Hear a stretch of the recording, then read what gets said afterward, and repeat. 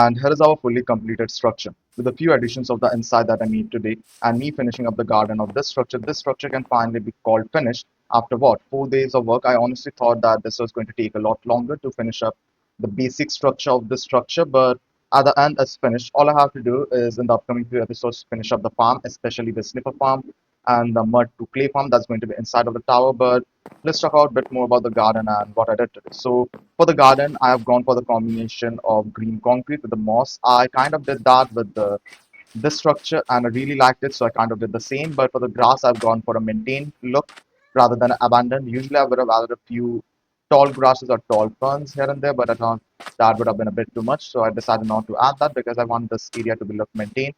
And at the end, I also decided to add a few dandelions to have it a bit more color, just makes it or just gives it a pop of color to look at. And over here, we have the garden beds where I'm going to be planting the torch flowers in and also probably the pitcher pods. And we have this waterlogged leaf over here for the farmland, and that's kind of it. And here's the area where I'm going to be looking in the snipper, what I was talking about yesterday. And yeah, so like that's kind of it.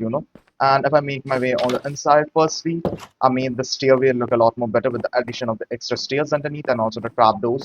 Added the ladders and also the different floors where the basically the mud farm is going to be built.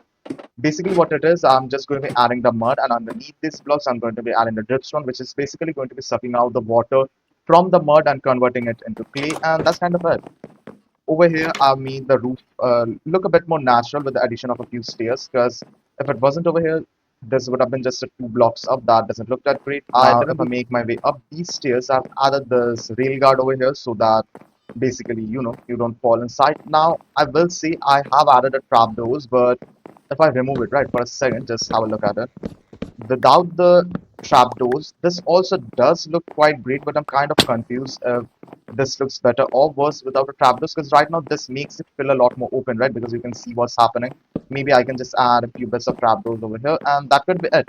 But when I add this, right, this also looks quite great. Like on top of it, this makes it look a lot more official, but also kind of bulky considering how less of a space we have over here. So if you think like let me know which one looks better at least to your eyes and I will try it out and take your suggestion. And on the top I've kind of did the same thing, making the roof look a lot more smoother, and I've added this extra support so that this thing doesn't fall on me.